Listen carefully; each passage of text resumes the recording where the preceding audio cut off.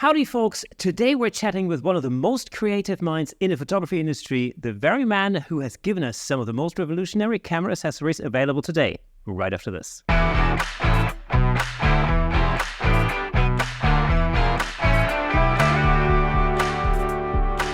Welcome to Camera Shake, where we bring you the insider scoop on all things photography and videography, giving you a unique opportunity to stay ahead of the curve. We've spent literally hundreds of hours interviewing some of the most renowned photographers of our time. In fact, it was 209,233 seconds in 2023 alone. And if you're wondering how I know that, well, I calculated it. Oh yeah, I did. As always, I'm your host, Kirsten Nuts. And before we get into it, I've got one last thing to ask of you. I've noticed that over 65% of our viewers on YouTube and listeners on audio are not subscribed to this channel. You can really help us out by hitting that subscribe button. It'll help us get even more amazing guests on the show in the future. Just one click. It'll take 1 second. Thank you so much. Now, without further ado, let's give it up for today's special guest, all the way from New Jersey, the man behind the Platypod, Platyball, and all things extraordinaire. Give it up for Mr. Dr. T, Larry Tiefenbrunn. Larry, how's things, man? Glorious New Jersey, where a man is identified by his exit. Anyhow, off the Jersey Turnpike. Anyhow, it's great to be back. I don't know if you remember, it's been a few years, but I was once on the Camera Shake podcast before, and it's good to be back. And, you know, Kirsten, thank you for working with us at Platypod and doing your amazing episodes on the Platypod channel. And I'm happy and proud to be a supporter of the Camera Shake podcast as well. Well, and I'm very grateful for that. Of course, you know, the podcast has been sponsored by Platypod for a good while now, which is amazing because it allows us to do a number of things that, you know, I just wasn't able to do beforehand. So, you know, that's fantastic, and it just helps the podcast to reach new heights, basically. You know, so everything is. And you're doing a smashing job, right? Smashing. You say that across the pond, right? Oh yes, smashing. It's funny you mentioned New Jersey being. Being where a man is known for exiting, because everybody seems to be moving down to Oklahoma. So I've heard. Recently, apparently, people only move to Oklahoma when they follow somebody else, or something like that. I had a guest on from Oklahoma the other day. Pam Stone was a fantastic catch-up photographer. So yeah, Larry, it's fantastic to have you back on the show. I was actually thinking this morning. Like, how long ago was it? And it was about 2 years. Because we met at the photography show in Birmingham in September or October 20. Oh, it was before that. I think you had a partner on the show with you at that time. I think it was even earlier. Yeah. So it was before that. So that's like a year and a half ago. So it's at least 2 years ago. Yeah. And a lot has happened since then. A lot of new products have emerged. And of course, we're going to talk about those a little bit, but we're also really going to talk about your photography. That's like the main topic for today, because people know you as Dr. T. They know you as, you know, the face of Platypod, of course. But I want to dive a little bit into your photography and, you know, your background as a photographer as well. Thank you. And I hope your viewers will stick around, because I'd love to, you know me, I like to give tips and tricks. Look, I've been doing this for over 50 years now. And, you know, my main role is as a physician, but photography has been my passion since I was a young teenager. And I've picked up a few tips. So we'll hopefully get to share a few things with your viewers as we go through our discussion. Exactly. And, you know, the depth and breadth of your wisdom is really, I think, you know, it's immense, because I know that when we have conversations, you know, once in a while we talk about a new video project or something, you know, you might come up with a suggestion that I then find really helpful, because it's, you know, it's usually good as gold. So I'm always waiting for these suggestions, you know, and I mean, you know, I'll be honest. I mean, I can't tell you how often the tools that you create with Platypod have come in handy and have actually aided me to create imagery. In fact, you know, only last night, Cara, my 12-year-old daughter, and I went into London to create some time lapses of, you know, well-known London landmarks, I would say. And it's actually more difficult than you think, because in a lot of places you're not allowed to put tripods up. So you're going to have to come up with other solutions. And it's not necessarily always as straightforward as you think. So again, you know, being able to use tools like, you know, like the Platypod, and the handle, and of course the new grip that we're going to be talking about today have really made all the difference. Well, Kirsten, it's no coincidence that Platypod products are so useful because we have a very different business model. We're a small mom and pop company, and whereas many other companies are so concerned when developing a product, concerned about non-disclosure agreements, that nobody else should come out with their products first. Our products are so wacky, I'm not worried about other people coming out with them first because they don't want to take the risk.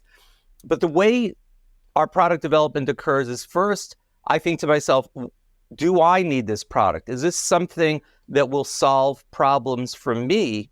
And then my next step is to confer with some very close friends who are top photographers in the industry, who are not yes people. They are no people. They are people who will take my ideas and usually trash them immediately. And if they do, so be it, that's gone. But if they don't, they'll help me adjust the ideas. And then we vet it out to several photographers to try to enhance. And you'll see how that occurred with our latest product.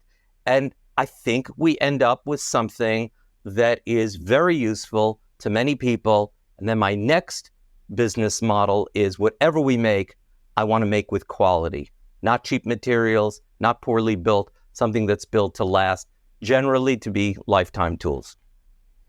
And that really comes through in the products, and especially in the grip, which again we're going to be talking about in a second. But I'll just give you one example. Actually, it's a very simple example, and it's sort of a problem that you might not necessarily think about before you're there and you're trying to get the shot. A good example is, so my daughter and I went to London yesterday. We wanted to get a shot of the London Eye. Actually, something that you mentioned in a conversation that we had on the phone not too long ago, and I thought it was a great idea. So we went to the embankment, which is basically right by the river, and again, you're not allowed to use tripods there. So of course, I came equipped with a Platypod.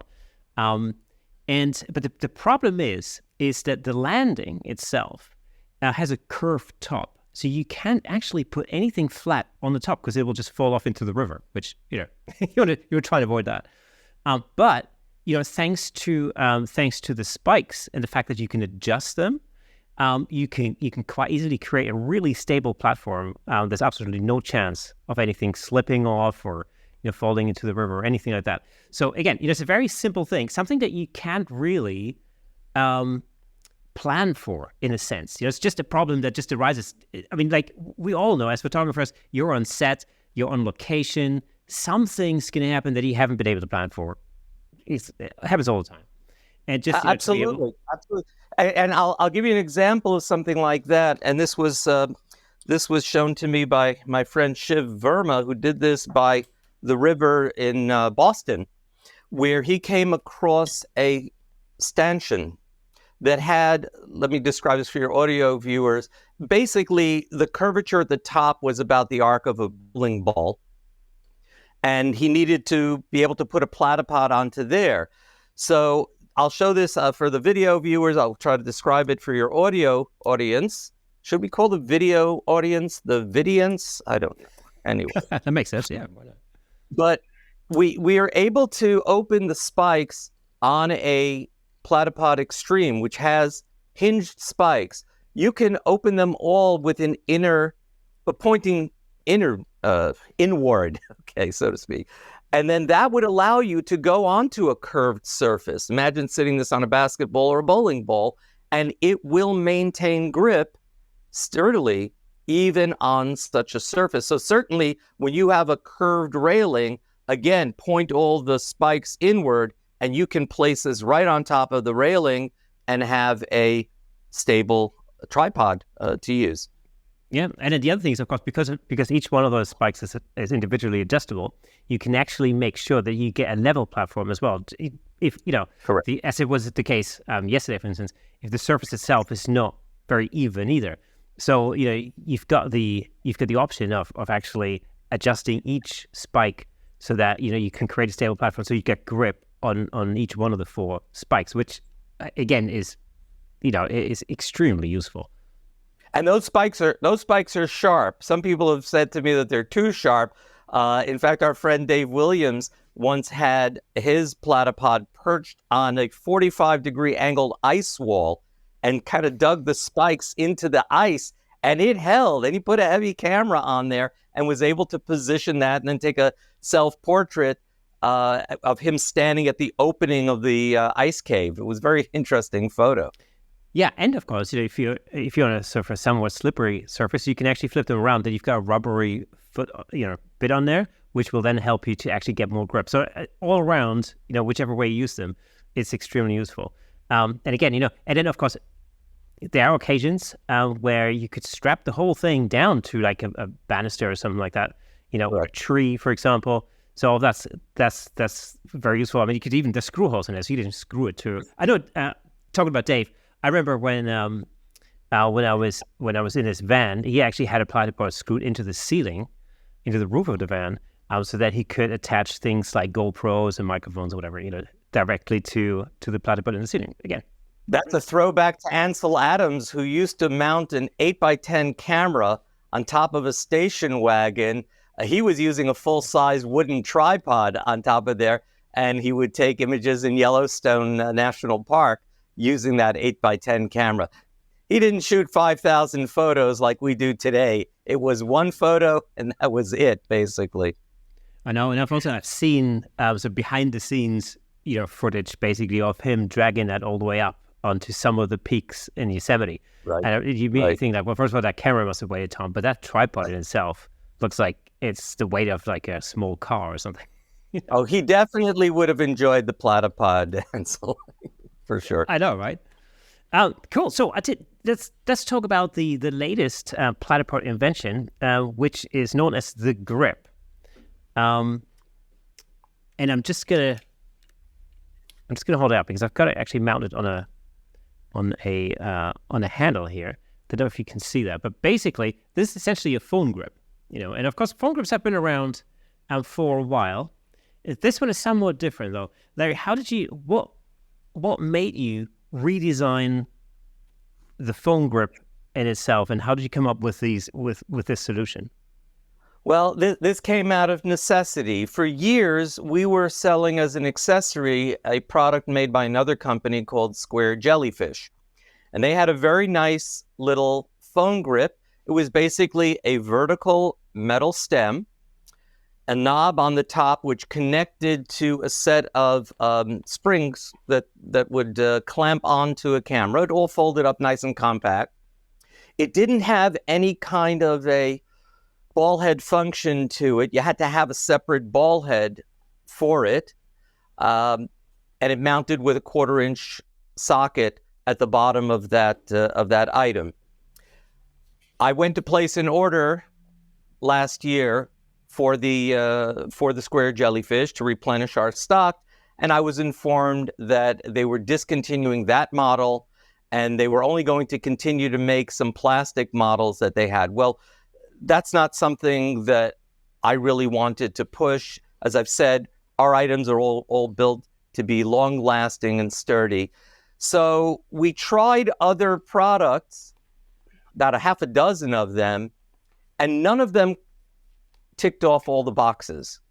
None of them really satisfied all our requirements. So again, I got together with my team of advisors, and we picked out the features of several different phone mounts that we liked and put them all together into one unique item. And these are custom made for us. So one thing I insisted on is I wanted a ball head function in this because I felt everybody's going to need to adjust the leveling a little bit for their camera. So I borrowed an idea from another one of our products called the Platypod Elbow, which has 3 different joints in it and allows you to position items in many ways. And basically, we just took one joint. And for the video audience who I think can watch this on YouTube, you can see this is essentially the stem that's being used. And it has a large metal knob on it, which is glove operable even in the winter. And that locks a little ball joint at the top. And to that ball joint, we then add on our jaws, I would call them. Now, when this ships, it's taken apart in two pieces. So these actually snap together for easy transport. You take it off, you just thread it onto the 1/4-inch stud at the top, spin it into place, and now you have essentially a vertical stem. It's about 3.5 inches tall, which has a ball joint at the top. So now I can fully adjust the position of my phone and then lock everything with one very sturdy lock. That's actually attaching to the ball joint by a steel rod that goes through the center of this stem. So that really you can tighten this as tight as you want. You're really not going to break anything.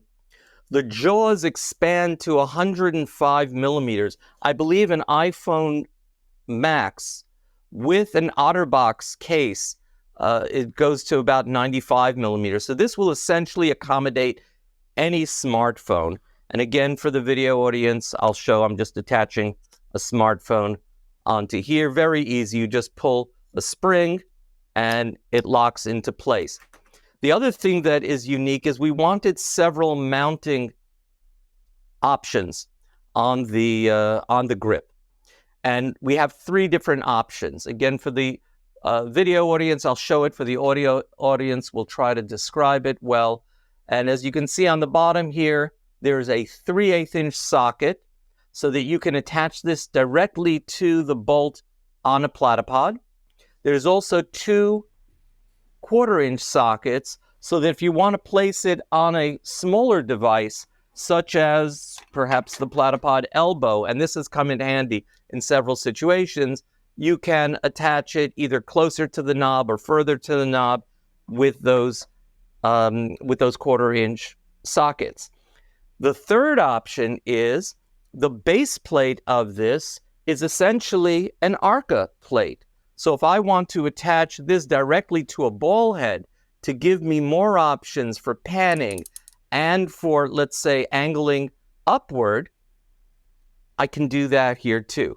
So the ball joint here will allow you to angle in one direction, but if you want to go back and let's say look up at the sky, either you have to turn your camera around, which you could do, or you would use a ball head to perform that function. So now we're really able to mount any way that any photographer would want. I don't know if you have any questions on that, Kirsten. Well, hey, another thing that's super useful with this, there's a whole array of additional options there. First of all, there's a number of mounts in there that allow you to connect some other things to it. But one of the things that's true. We didn't mention the cold shoe adapters. There's 2 of those on here too. Exactly. And there's 2 cold shoe adapters. So there's 2 cold shoe adapters that you can connect either an LED light to or a microphone, for example. So especially if you're using an external mic, with your, let's say you're recording with a phone, that can be very useful. And also, of course, the grip is so sturdy that it works not only to hold your smartphone, but you could also hold like a small LED panel, for example, which I frequently do actually when I'm doing videos and stuff. You could do it really... Well, actually, Kirsten, you can even, we've done this. We've rated this to 5 pounds. We've put an entire DSLR camera with a heavy lens directly on the 1/4-inch stud if you just take the jaws off. So this can double as a ball head in a pinch. I mean, we don't really market it much like that, but yes, it would work for that as well. Yeah.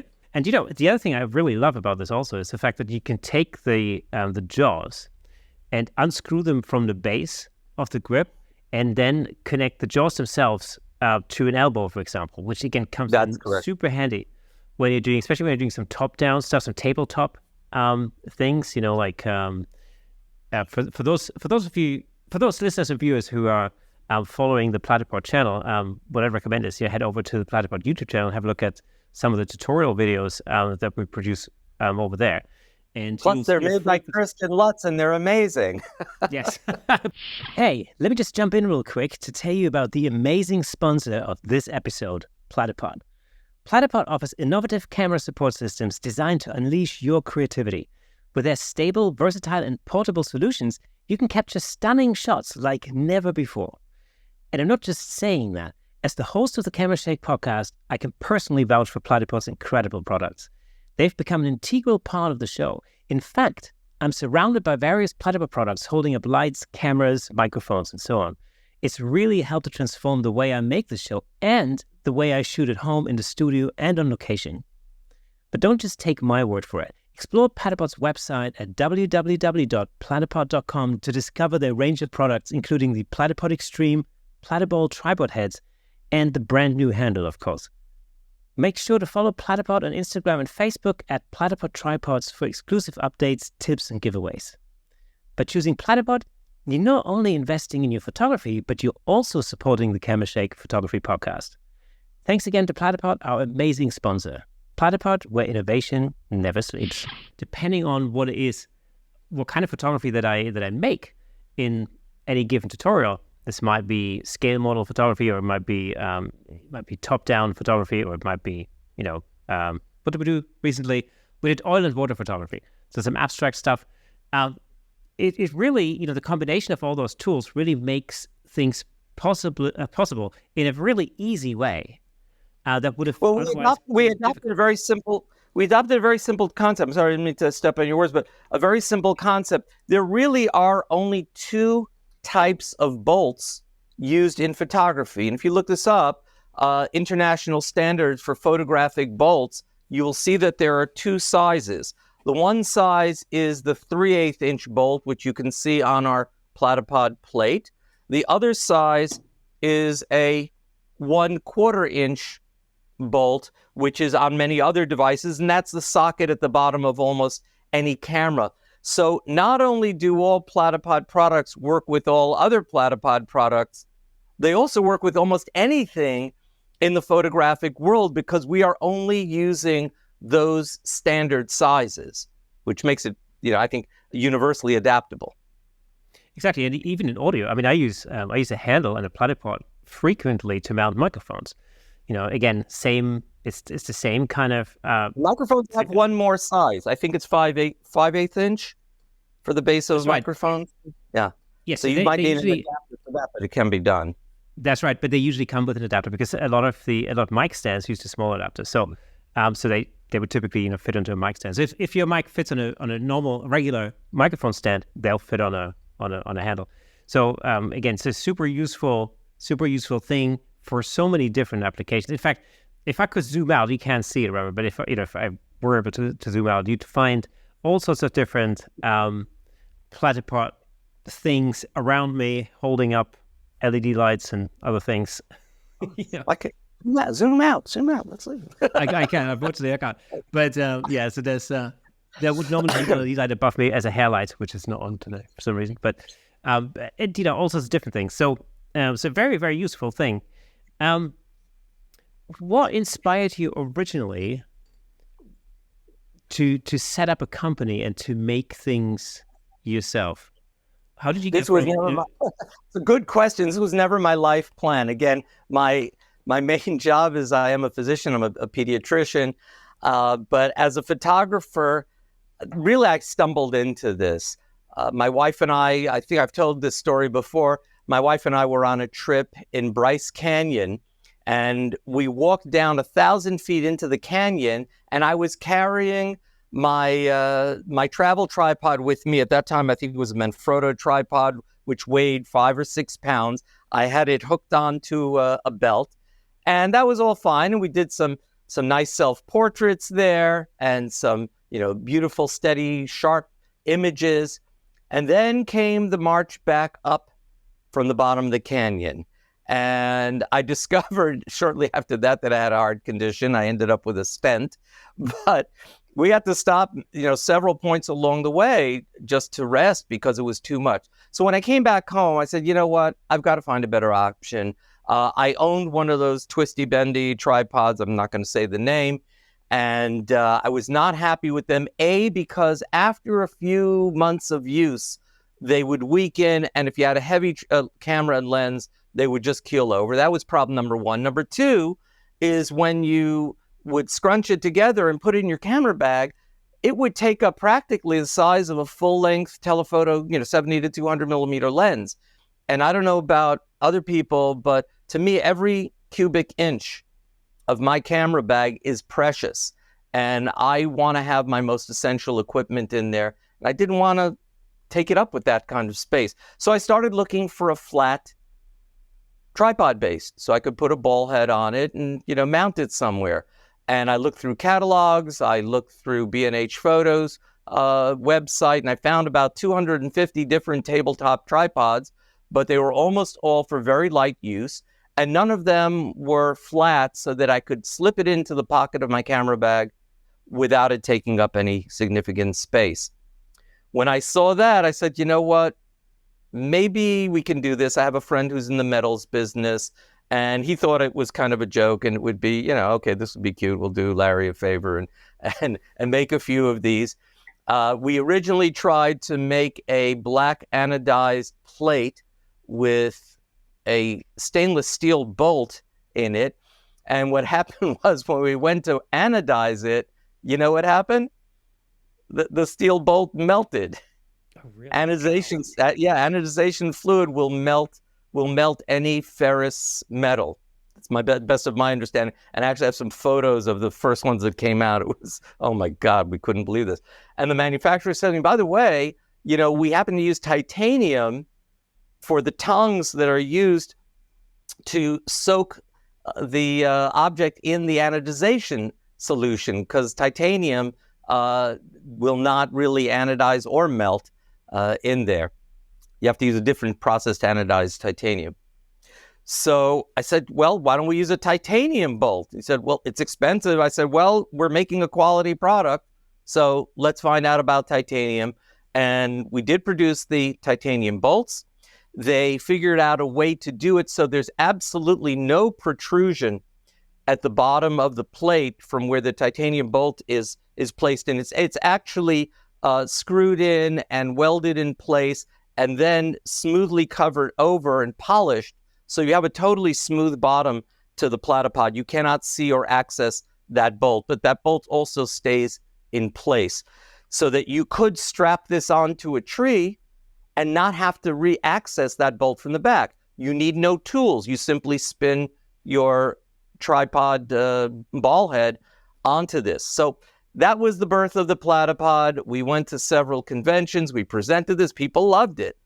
But we got a lot of suggestions from customers, and it evolved. And we've now had, I think, 4 iterations of the actual Platypod plate and several accessories built onto it. And it's similar to the story of how the grip developed.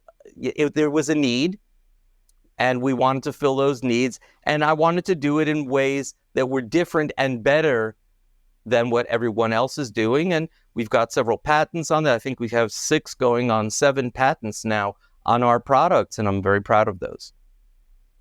What makes your products really stand out from the rest is also the fact that they're so innovative. Like, take, for instance, the Platypod is a good example.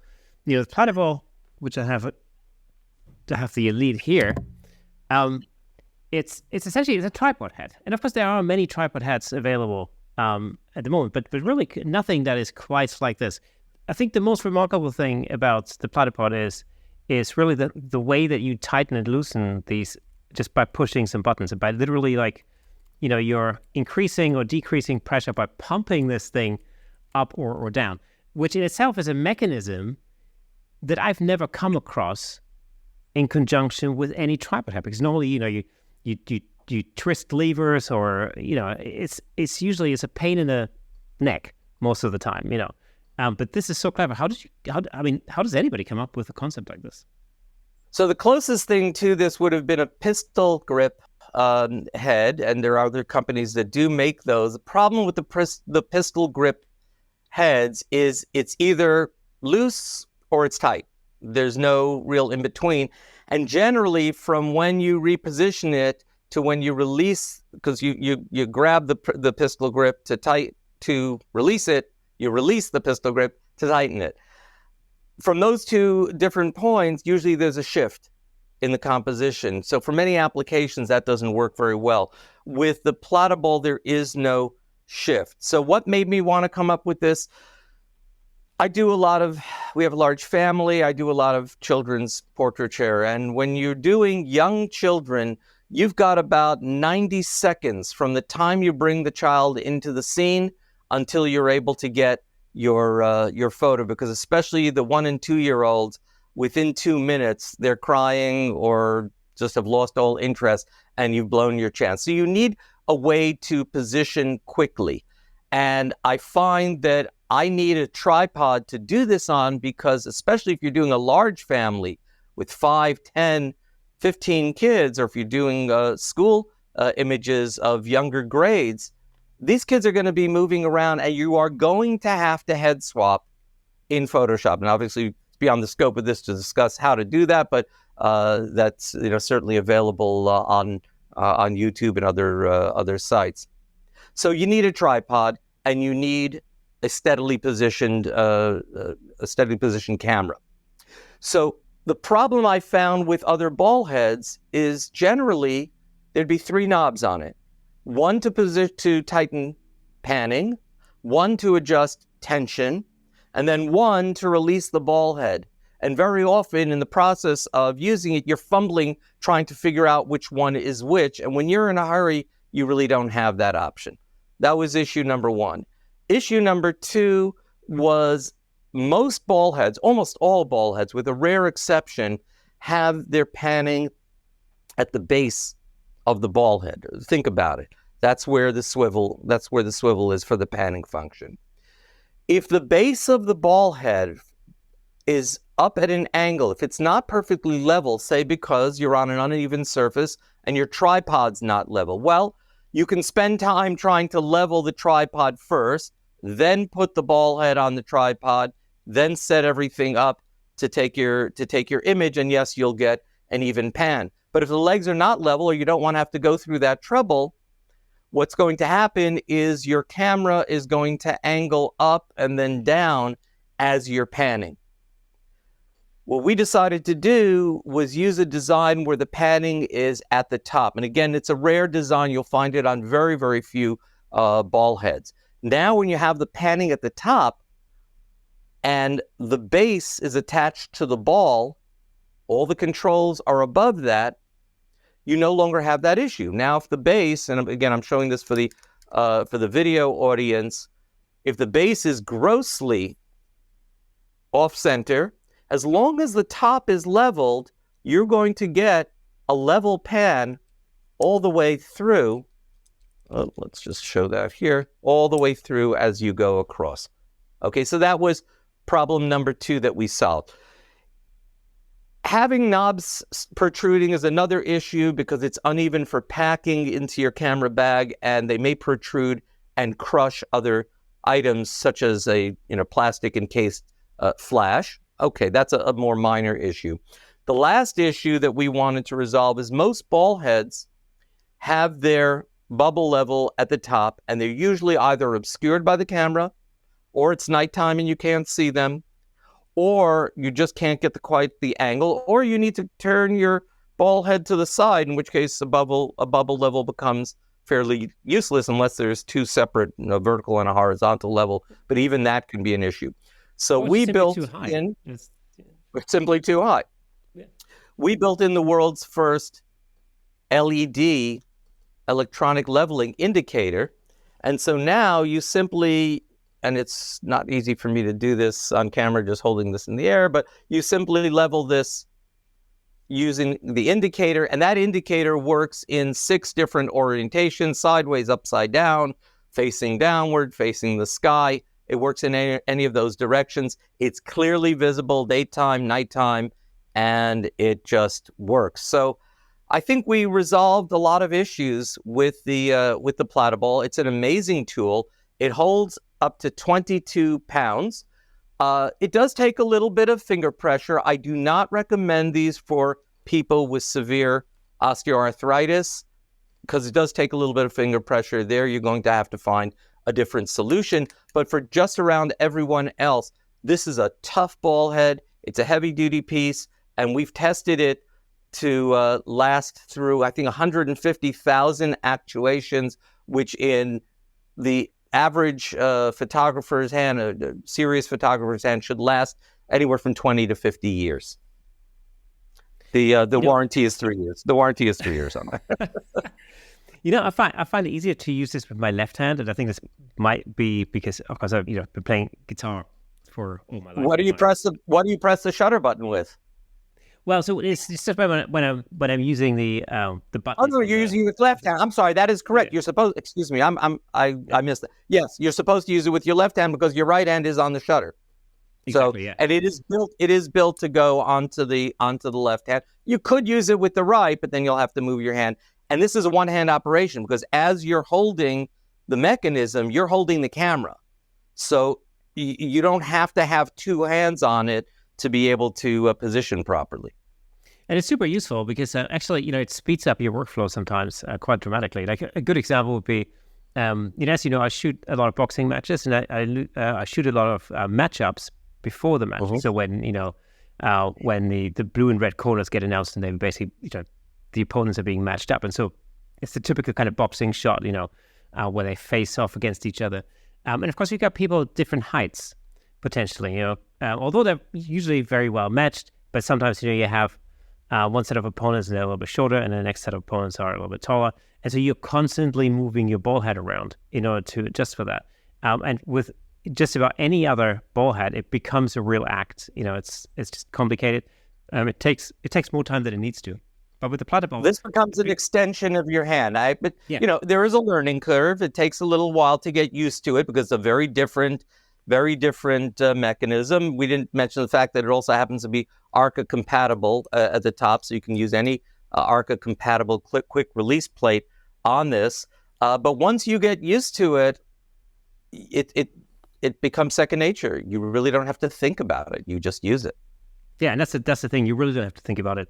If I compare that to a ball head I used to use before that, I guess we can mention the brand as a Manfrotto ball head. It's actually a very clever ball head, but it frazzles my brain for years because it's got 3 levers and all the different things, and it's just in the heat of battle it becomes too much for my little brain to work.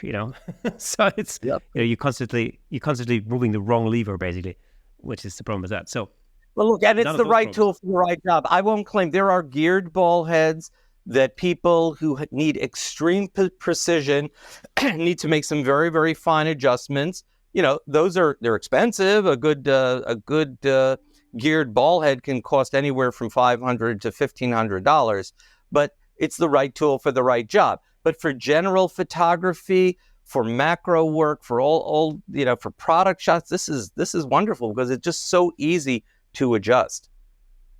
Yeah, and if it literally fits into your camera bag without a hitch, it's so easy to take around as well. That's another thing that I like. I mentioned I went into town yesterday. Of course, for those of you who've been to London before, you know that there's virtually, no matter where you go in London, you're really going to have to hop on the tube and take a train. And so, you're limited in the amount of stuff that you can take with you. Really, everything has to fit into your backpack. And plus, there's so many places that won't let you take a tripod. So they don't turn you away for a Platypod. So you avoid the tripod police that way. Oh, absolutely. Yeah. And it's always, like I said earlier, this is always a good head turner. So that's what I experienced yesterday with a lot of people looking at what we were doing. Because, as you can imagine, especially in the main, the main kind of tourism spots, there are a lot of photographers there. A lot of people who know what they're doing because these sites are being photographed day in, day out. And there were a number of turned heads when we were there operating. So the Platypod gear, which is great. Always good talking point. I'm very much a follower. I first of all, for teenagers, for young people looking to go into photography, there's 2 books that I believe are essential. And they're both written by an author, Brian Peterson. Brian with a Y, Peterson, Petersen. And those 2 books are called Understanding Exposure and Learning to See Creatively. And I think those are 2 essential books for anyone starting out into photography. And one thing that I was very much inspired by in reading Brian's books is he talks about walking around the object, looking at your subject from different viewpoints. And I know Rick Salmon often talks about this, is use your use your camera almost like a drone or a helicopter, go up, go down, different angles, and try to get a shot that is different from everyone else's. I think Dave Williams likes to call this the Eiffel Tower effect, where everybody's images of the Eiffel Tower look practically the same. And I've employed that. I tried to really look at things differently.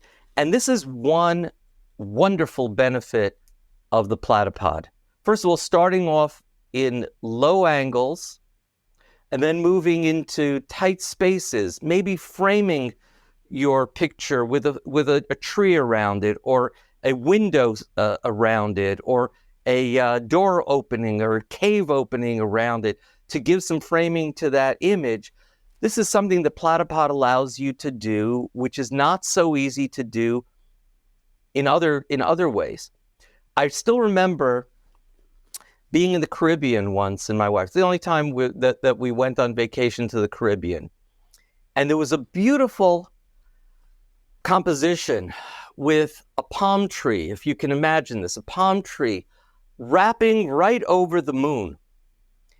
And in the background was a outjutting of the island into the ocean with another palm tree in the background. And to get everything composed just right, the only place to get this image was on top of a 3-foot-tall boulder. I couldn't fit my tripod on there. There was just no way. I tried. I had a tripod with me. I couldn't fit it on that boulder. I tried taking a sweater and positioning it. I put the camera on it. You had to take a few images because you would have to stack the exposures to be able to expose for the moon, to be able to expose for the island, for the sky. So it would have happened. I would have had to combine together several exposures. When I got back to my hotel room, I looked at the images. They were all blurry. Had I had a Platypod to put onto that boulder, I would have nailed that image. No question about it. I would have set off each image with a timer. I didn't have a cable release with me, but using a delay timer, there would have been no shutter shake, and I would have gotten that shot. Platypod often allows you to get shots that you would have missed otherwise, especially when you mentioned the tripod police. If you go into a public place, a church or a museum, they won't allow you to bring a tripod in there, and often you need to obtain long exposures, or if you want to do a time lapse like you were discussing, Platypod allows you to do that because you can just place it on the ground. The guards will come up, they'll look, they don't know what it is, and they won't bother you. But don't take out a shutter release, a cable release. Scott Kelby has said, "Oh, you have a cable release, you're a professional photographer." So be careful. Be careful with that.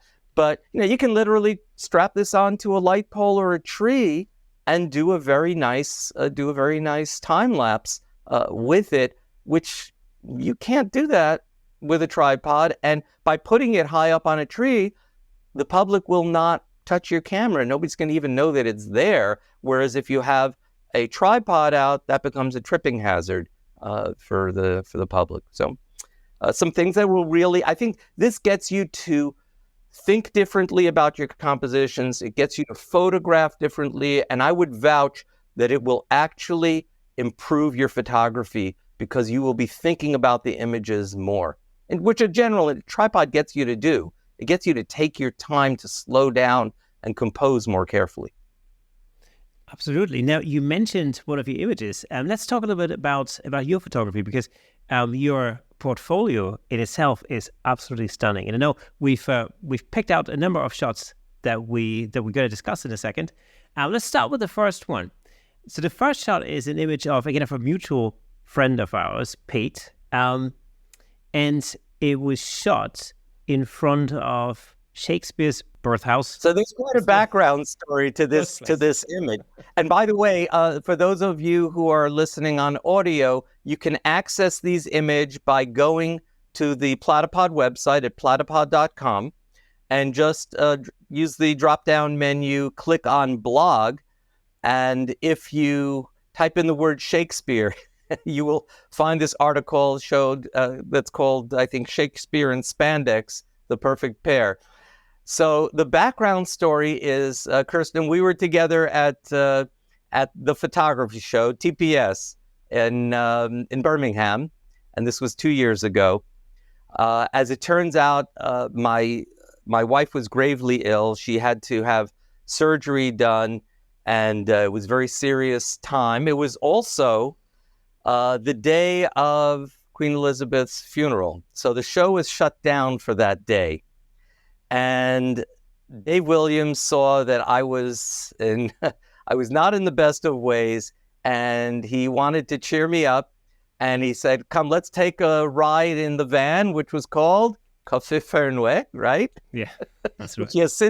He lived in that van for 2 years. It's since been disassembled and I think sold. But we went for a ride to Stratford-upon-Avon, and our friend Peter Treadway, who is an avid bicyclist, built his own carbon fiber bicycle. I think Peter said it weighed under 2 pounds, 5 pounds. It was very, very, very lightweight bicycle. And he rode that bike 25 kilometers from Birmingham over to Stratford-upon-Avon and met us there. So Dave and I are walking around the plaza, which was absolutely empty because everyone was home because of the Queen's funeral that day. And I said, okay, there's a very interesting house. I think I want to take some pictures of that. And I started shooting some pictures. And in comes Peter, who finally, met us there. And I'm looking at this old, beautiful British house. And I see Peter in his brightly colored spandex outfit with red socks and red gloves. And I said, now I know how to avoid the Eiffel Tower effect and make this old home look more interesting. So I set my camera on the ground on a Platypod Extreme using a Platyball, getting a nice low angle, which made everything, because when you're shooting from a lower angle, especially in sports images, the character looks more bold from that low angle. And we had Peter start to drive his bike back and forth, and I was playing with shutter speeds to see where I could get just the right shutter speed to get a little bit of motion blur in Peter and the bicycle, but have everything still be quite recognizable. So we did this back and forth. It turns out the best shutter speed was 1/160th of a second and got just the beautiful bit of blur. And I set the camera on a continuous rapid fire. And one of the images had Peter's head and helmet positioned perfectly under the angled eaves of this home. And we finished. I knew I had gotten the shot. I said, "Dave, that's it. Okay, so now where's Shakespeare's home?" And Dave says to me, "You just shot a picture of it." I said, "Oh, that's why that was so interesting." So very cute story. And I got an image which I've printed up to, I think it was about 16 by 20 image. It's now hanging in my clinic, and the patients are getting to enjoy that shot. Fantastic. Yeah, I remember that day. Actually, remember that day very well because I remember talking to Pete just before he set off to cycle to Stratford-upon-Avon. From Birmingham, that's no mean feat, And I remember saying to him, like, "Well, you're cycling, you're on your bike, you're cycling all the way from Birmingham." And he said, "Yeah, absolutely, no problem." Then I cycled back afterwards. I'm like, okay. Of course, a little bit later, a few months later, he actually cycled from London through to Paris on his bike. Wow. Yeah, so that was that went over. I think that was a thing over the 2 channel. days. Yeah, they went on the ferry. Okay. And I remember Dave and the van were the support vehicle for it. So they basically left Essex, which is actually north of London. So really, he would have to go, through London itself, and then to the south coast, and then across the channel, and then all the way down to Paris. So that it blows my mind even more. It's, my fitness levels are not anywhere close to that. Can one ride a bike in the channel or no? No, you can't. You basically, there's really only two ways that you can get across. One is by ferry, the traditional way.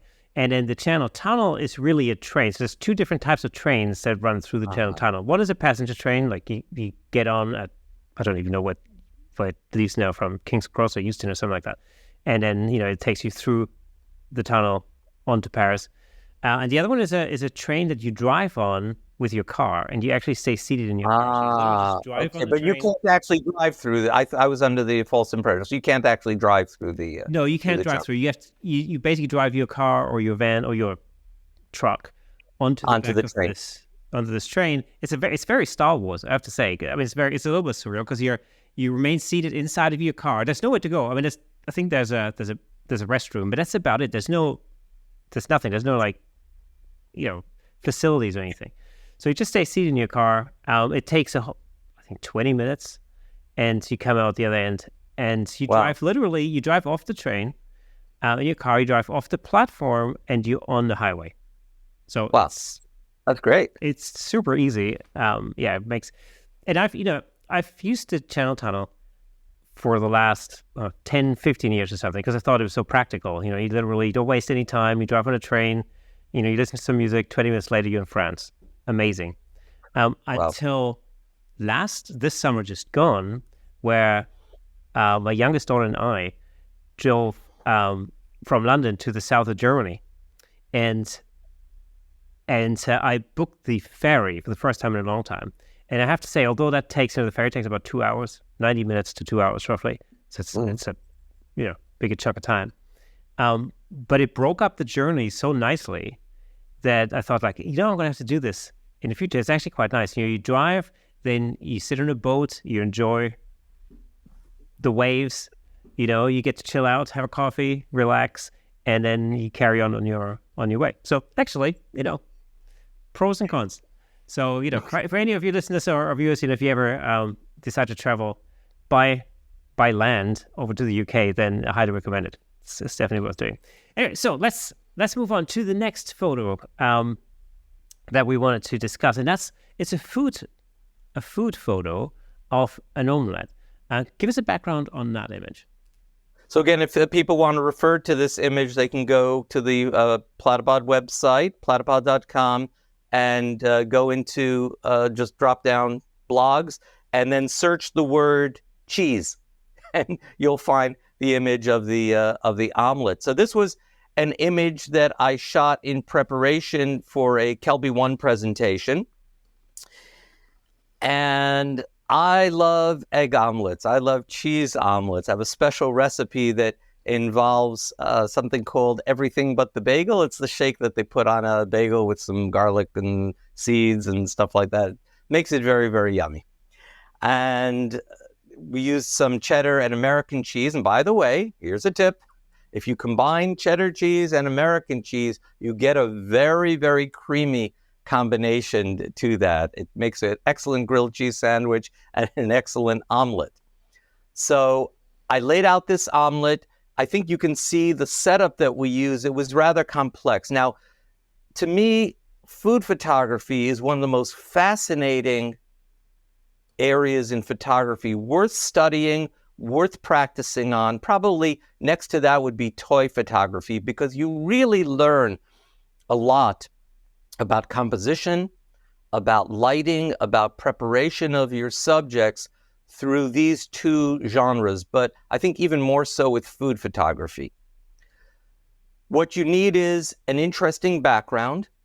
You certainly need an interesting main subject, and it's got to be clear in your photography what the main subject is. And in this image, you'll see that the main subject was a bite-sized portion of the omelet at the end of a golden fork. That fork, by the way, was a cheap plastic fork that I bought a pack of 20 of those, but it looks like beautiful gold metal. Then comes the lighting and preparation. So you have to have a highlight light on the main subject. You need that light either to come from the side or from behind the subject, which makes the food look most interesting. But then you're going to run into problems with shadows, dark shadows in the front. So you're going to need a reflector to reflect back the light. You can use either a mirror or a white bounce card to reflect back. Then the issue with the metal fork is if you don't properly light the fork, and when you're lighting a metal object, all you see is whatever the metal is reflecting. So if there's nothing coming off that object, reflecting on it, you're going to get a black metal object, which looks very uninteresting. So you need to have generally a white card or a light source itself, a large light source itself, reflecting off that metal object. To accomplish this image, I wanted everything done on a tabletop. So in setting up, it took me about 2 hours to set up the shot. Instead of the omelet, which would have gone totally dry and crinkled, I used, I believe it was a yellow squash, which was about the same size and length of the and shape of the omelet, and I put that on the plate, and then set up my lights. So to hold the fork, I needed to use a Platypod with some goosenecks and a clamp, and that held the fork. And I had just a dummy fork sitting there during the setup. To reflect light off the fork, I needed a large card with light being bounced off that card. So I used another set of goosenecks and some elbows and clamps to hold all of that up.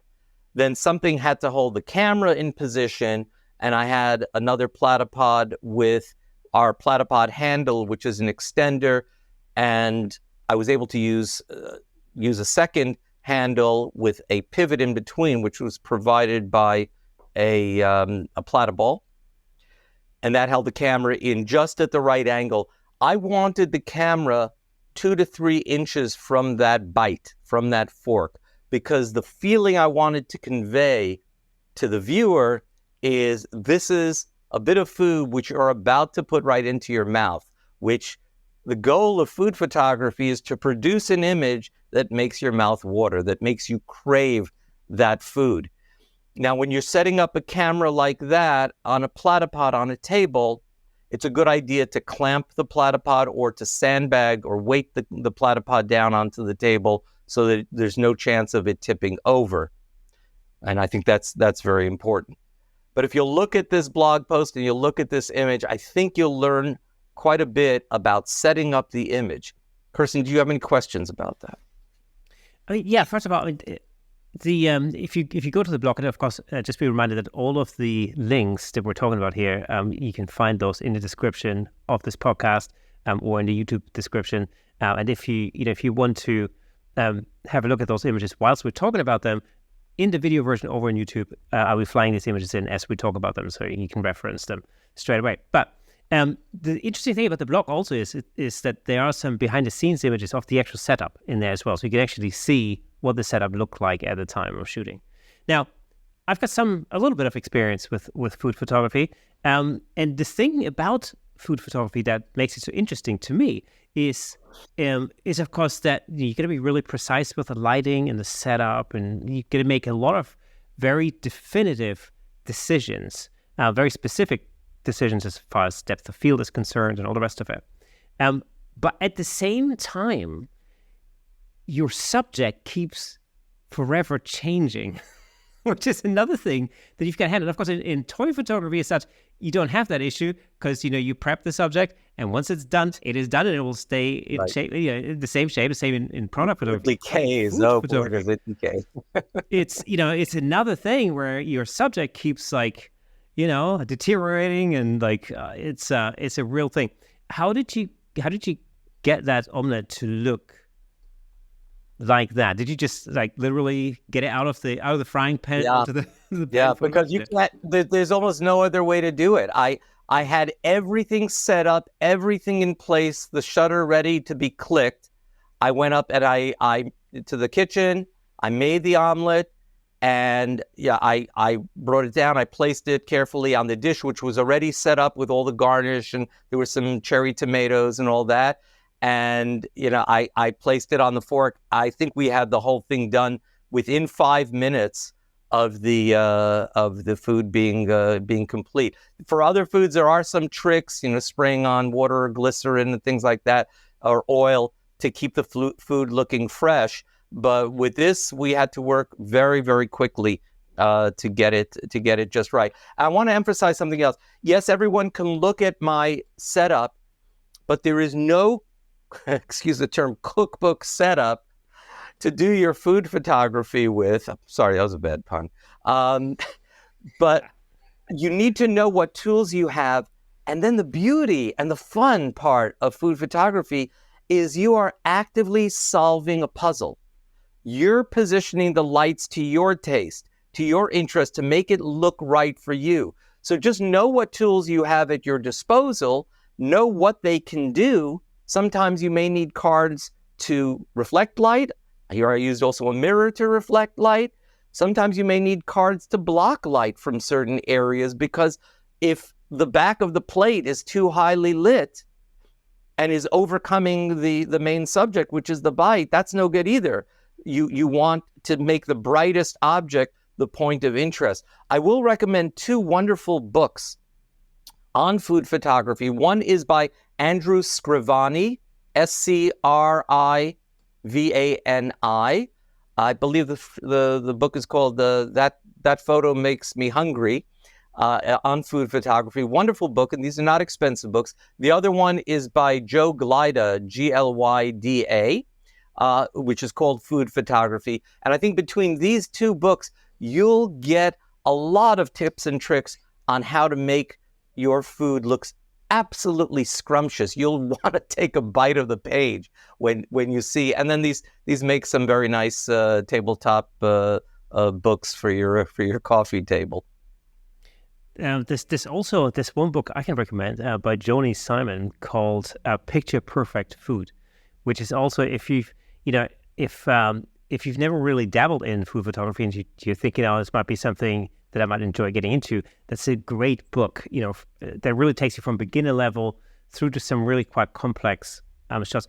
I have to say though, I've spoken to Joni before, and I know she's an excellent chef. So, her photography is stellar, but she also knows how to present the food really, really well. That's true. Listen, we have to admit one thing. Listen, I did this one myself, but it probably could have benefited from someone known as a food stylist. And if you're going to do this professionally, there are people specially trained in arranging the food, in making it look fresh, and making it look very, very ready to eat, so to speak, yeah, and very appealing. So if you're going to do this professionally, yes, learn to do this on your own. But once you go out to do a job, a food stylist is something that may be very, very worthwhile to get your final subject look amazing. It's a very interesting subject. Again, you compared it to toy photography earlier, and I think that's a really valid comparison, because you're literally creating a scene, a backdrop, and a sort of a situation for that food to be presented in. Let me mention three toy photographers to look up on Instagram. I think you can learn a lot from them. One is Mitchell Wu, W-U. Mitchell's very talented at making sort of comical scenes and using a lot of special effects, explosions, fires, myths. Look up Jesse Fireeisen, and no, I'm not going to spell Fireeisen because I think I'm going to mess it up.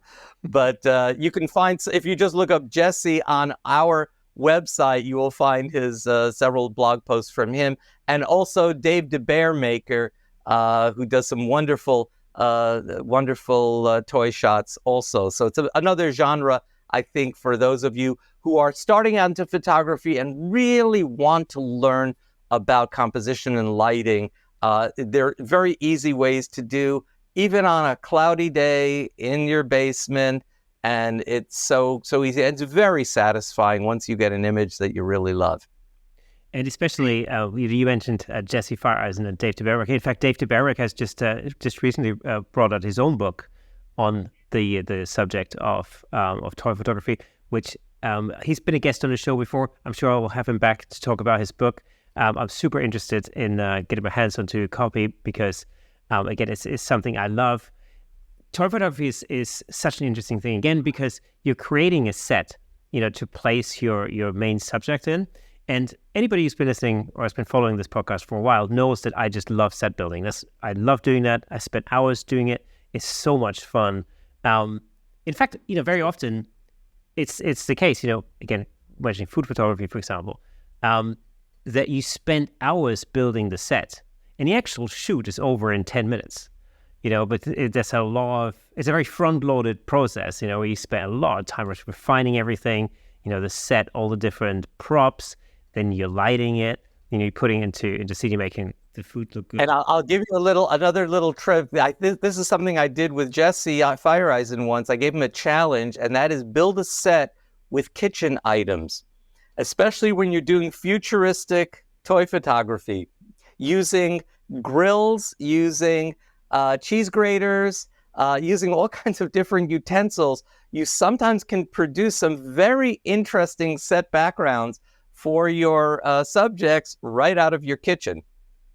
And you can take it to the nth degree with that. For instance, Dave DeBerrick, he actually 3D prints parts of the sets that he builds. It's completely beyond me how you can get into that level of detail. He 3D prints bits like bricks or rocks, and he builds these like medieval walls, and he hand paints everything. And then he 3D prints the main subject, like the dragon or whatever it may be that he's photographing as well. It's completely beyond me. His photography is stellar, but the amount of effort that goes into the nitty-gritty and detail of it and actually creating the subject in the first place is absolutely, again, totally beyond me. I'm really looking forward to his book because I'm hoping for some secrets in a book. That's what I'm hoping for. That being said, actually, if you're sort of thinking that maybe dabbling with the subject of toy photography in particular, it might be something that interests you. Again, head over to the Platypod channel, to the YouTube channel, where I made a tutorial video on some basic toy photography and some really clever ideas as to how you can quite easily create some really superb backgrounds. And also, it contains a number of tips on how to light your action figure, for example. So, choose a flavor, head over to the Platypod YouTube channel, check that out. And so, give it a like or two. Of course, while still there. Why not?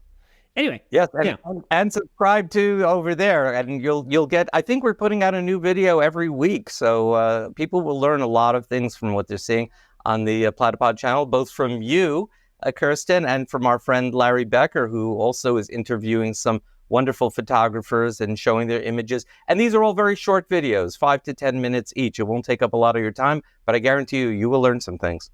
Yeah, absolutely. Now, let's move on to your third image, which is an image of the Washington Bridge, but it's a very different image of the Washington Bridge. An image, or let's say an angle, that you don't really see very often. And again, for those YouTube viewers that be flying it in, Larry, give us the lowdown on that particular image. So again, I think every great photo has a little bit of a story to it, and it'd be nice if we could print these stories and put them on a plaque under each photo, but no one's going to read the plaque. But I love telling the stories. Again, if you go to the blog post on our Platypod channel and just search GW Bridge or just the word bridge, you'll find this image. So my wife and I have been to the Palisades many times. The Palisades, if you don't know, is these huge cliffs that overlook the Hudson River from the New Jersey side of the river. It's a state park, a New Jersey state park, and normally you drive on a parkway that is at the upper level, and you're looking way down on onto the Hudson River. We discovered that there is a lower level too, which has its own parks. And there is one place that you can go to where you can actually walk right under the center of the George Washington Bridge. And again, I like to get images that are a little bit different from everyone else's image.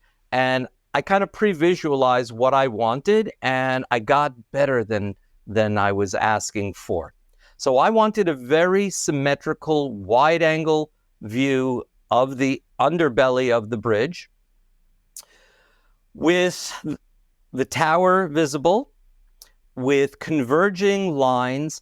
I wanted to really show how you could maximize your perspective maximize the interest and the diagonal lines that you could produce in a composition like this. So we walked under there. It was a stormy day.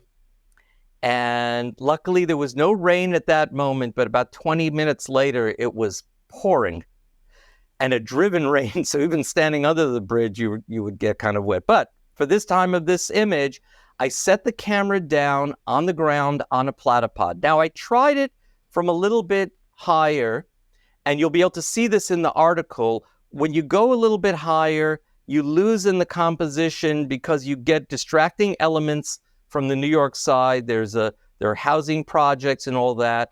When you set the camera down on the ground, there is a cross beam, a cross girder, which hides all the distractions in the background, yet doesn't mess up your image because it's part of the structure. It looks like it belongs there. And the real gem is way off in the distance, you can see a little red lighthouse at the base of the New York Tower of the GW Bridge. There was actually once a children's book written about this called The Little Red Lighthouse.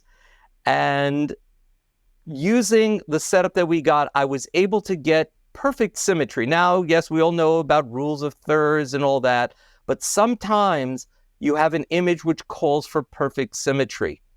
And I was able to line up, looking at the bolts on the cross girder, I was able to line up getting the top of the bridge, the roadway, lined up perfectly with the center of those bolts. So the image is almost perfectly symmetrical. And then you get converging lines of the tower. You get these converging downward lines of the roadway disappearing almost into infinity.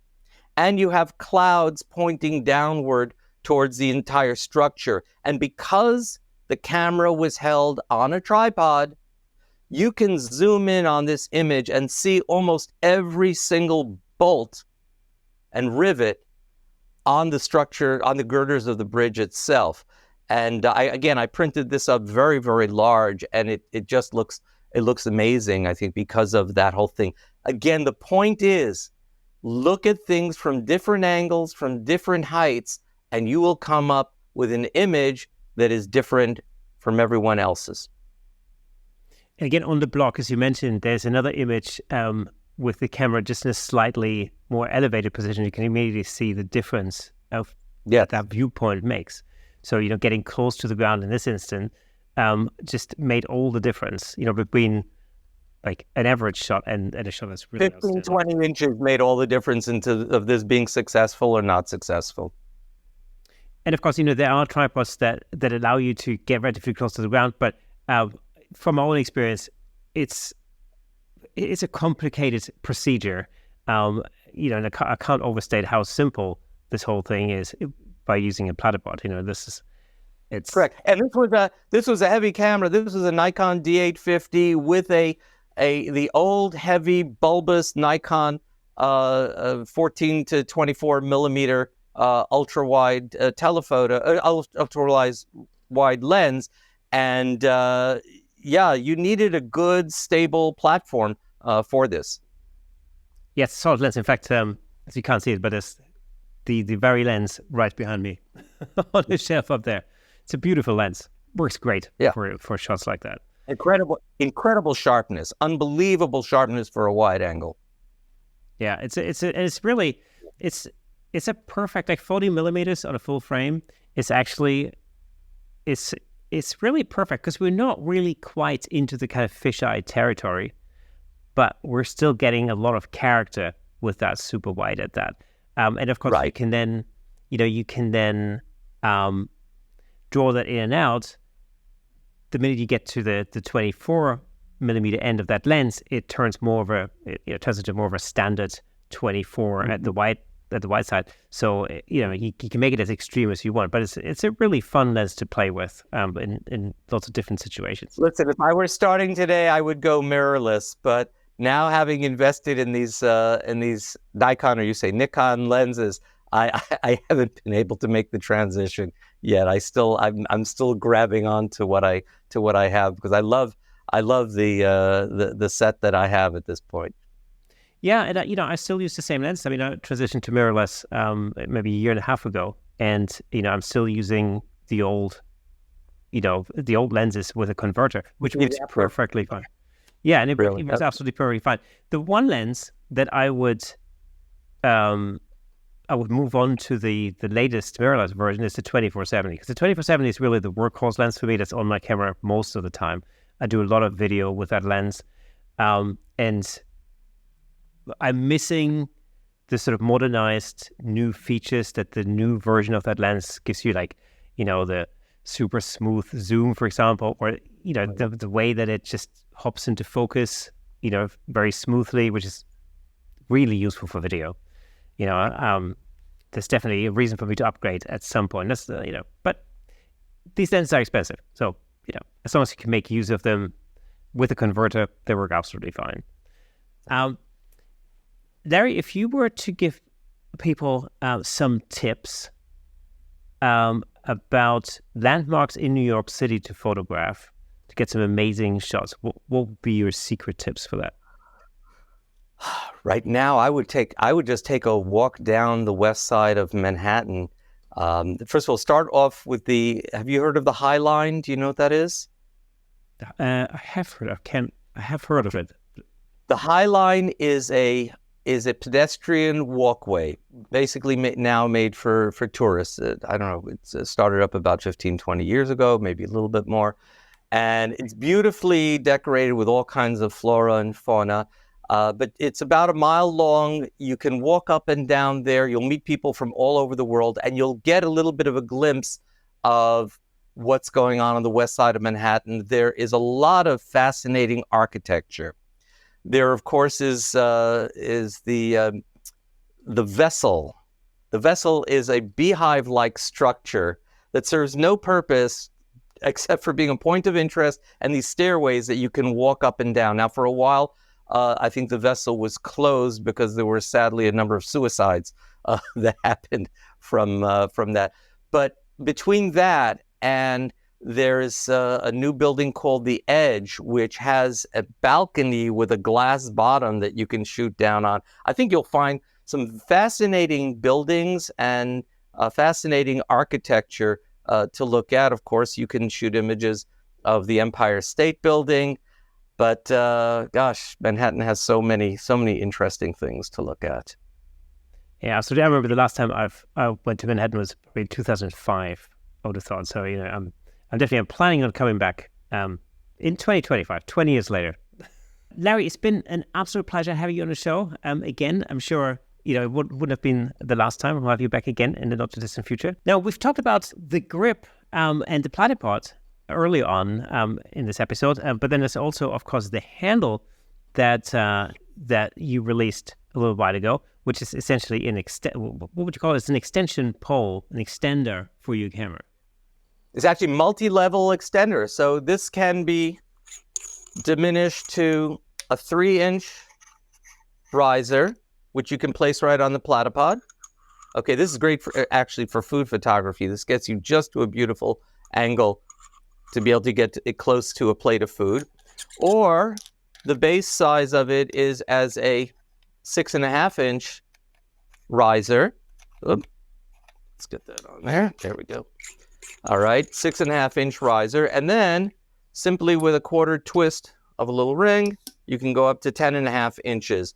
Then you can mount a camera directly on this using a disc adapter from Platypod, or you can put a ball head on top of it, or you can now put the grip on top of it.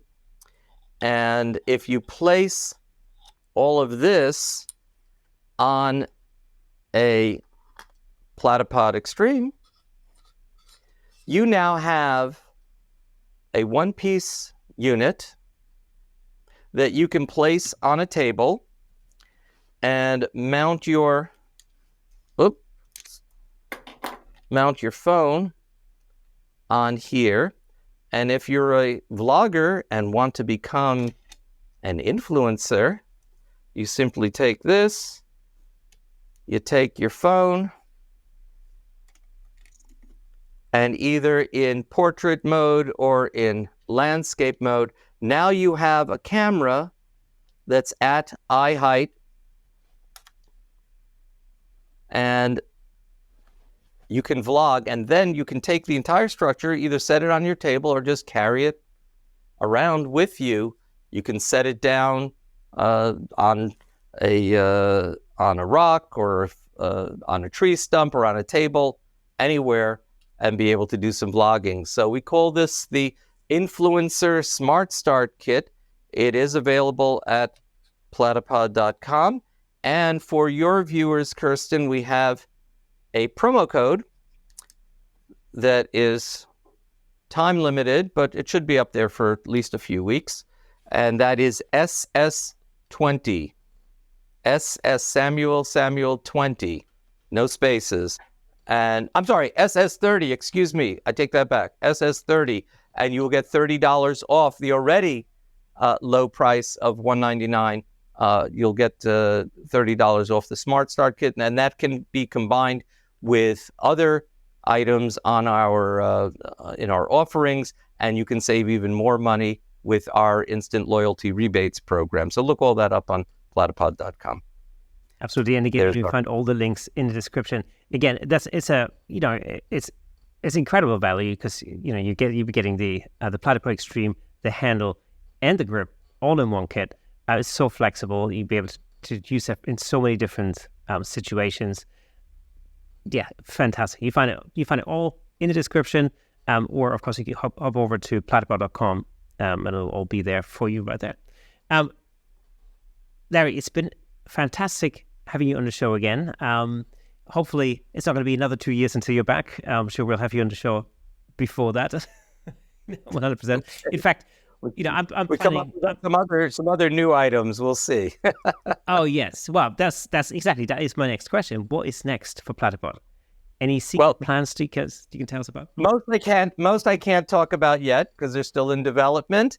But one I can talk about, and that is, many of you have been asking for retractable feet to go on the spikes here. Very often you're using these upside down. You don't want to scratch your finger, and you'd like to have a rubber cap on here. Now, we do sell these with rubber caps in place, but they're kind of flimsy, and I'm not crazy about them. So we are developing retractable feet that will go onto this sharp end. It'll still fit onto the Platypod Extreme, and expect to see that over the next few months. And other things we're working out. If you want to know, just go to platypod.com and sign up for our email list, where you'll be notified of discounts. You'll be notified of our weekly video releases, including Kirsten Lutz's videos that come out to practically every other week. And you'll certainly hear about new products if you're signed up with the other 11,000 people who are on our email list. And you'll also get our monthly newsletter, which highlights some very interesting topics. We have 3 photographers who are highlighted there, and you'll see their techniques and their images, and hopefully learn something.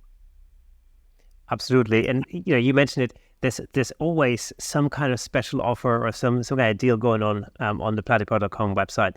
Definitely worth checking out, and make sure you get the newsletter so you can take full advantage of all of those. Again, Larry, it's been an absolute pleasure. Thank you so much for being our special guest this week on the Platypod podcast. I was going to say on the Camera Shake podcast. Okay, folks, that's it for today. It was awesome having Larry on the show again. Always great to catch up. And as always, before we go, let me just recommend another episode that I think you like. Check out episode 186, where I go through some awesome tips on how to elevate your photography in 2024. I'm sure you'll love it. Now, if you enjoy our content, consider supporting us on buymeacoffee.com/camerashake to help us continue creating and bringing you more exciting episodes. It really does mean the world to us. And for those of you who are listening to the audio version of this podcast, did you know that there's a fully fledged video version over on YouTube with plenty of examples of our guest photography in full Technicolor? All you have to do is go over to YouTube, search for Camera Shake Podcast, and you'll be able to watch all past episodes on there. And if you're already on YouTube, well, then drop us a comment, hit the like button, ring that bell, and share with your friends. Your engagement helps us reach a wider audience all over the world. Thank you for listening and watching, and remember, a new episode drops every Thursday, so mark that in your calendars.